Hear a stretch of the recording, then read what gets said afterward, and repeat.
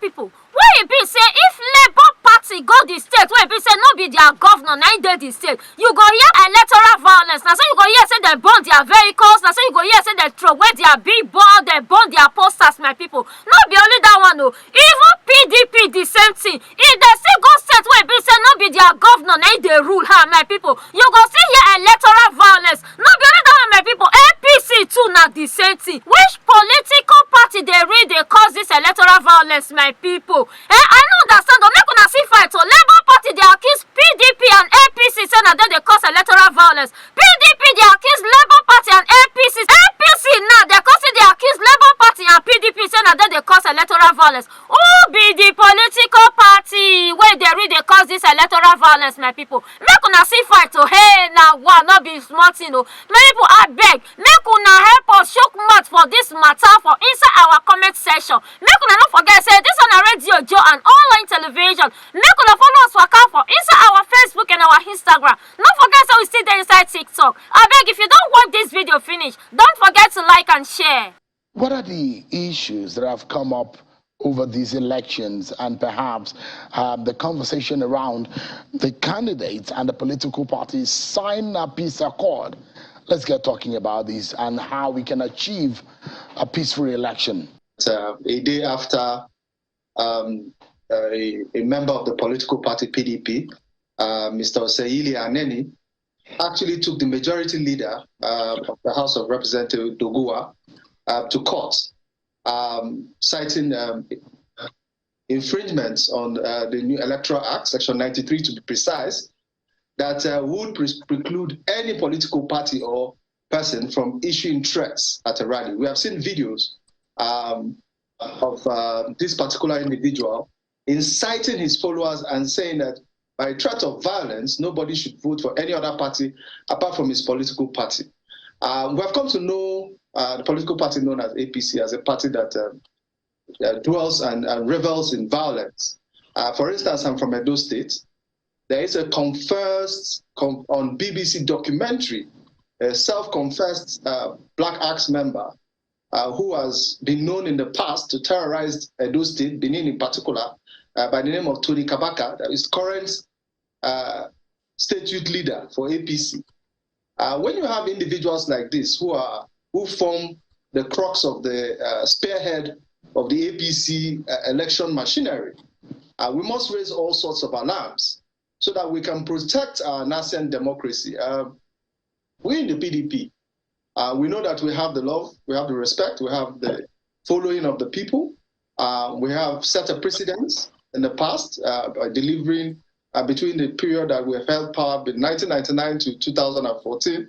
We can tell the economic development Nigeria has or had benefited from the People's Democratic Party. But when you look at the people who have to campaign on a failed basket of promises, as they promised Nigeria from 2014, took power in 2015, and by 2022, we have a country that is in the ICU, as it were, and needs urgent resuscitation. Not a man who talks about hula baloo and decides to make a down payment for roasted corn. Does the Labour Party also hold this fear about the issue of violence going into this election?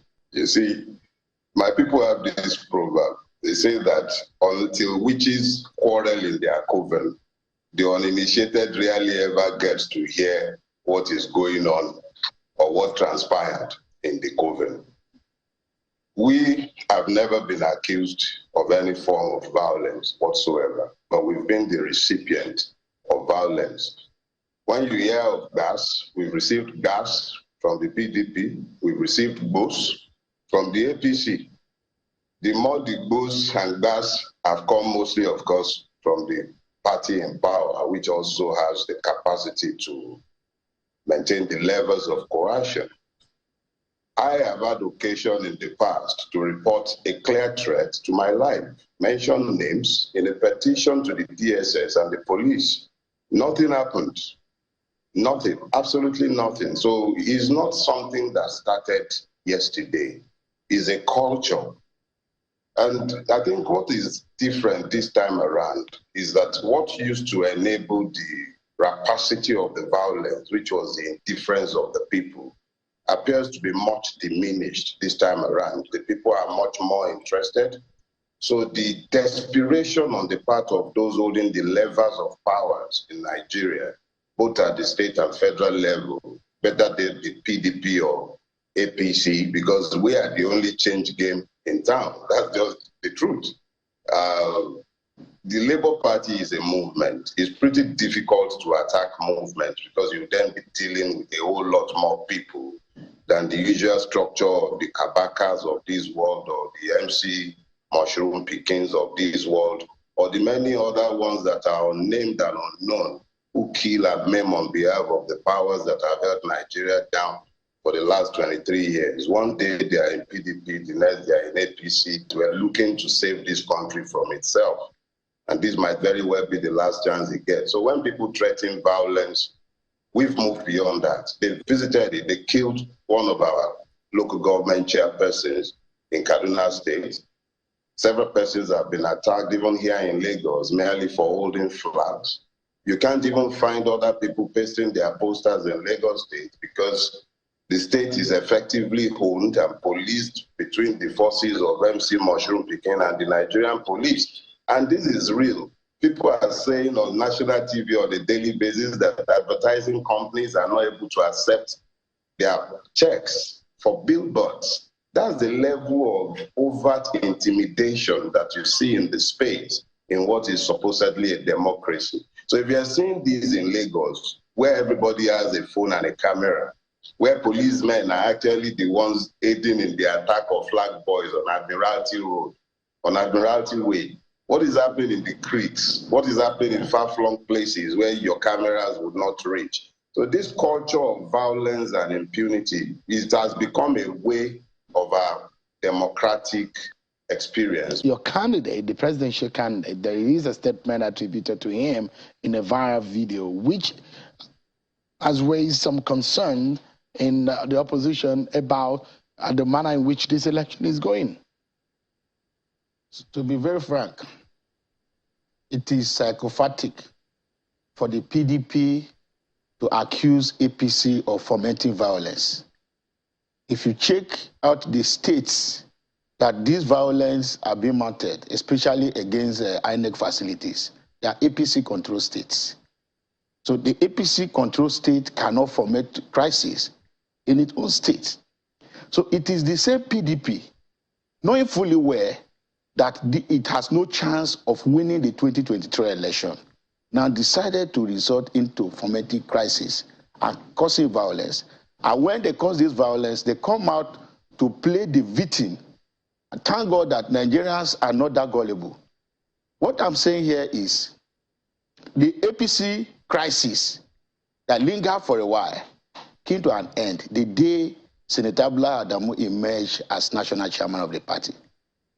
The reconciliation process of the party was concluded just a week after Asiwaju Bola Ahmed Tinubu became the presidential candidate of our party.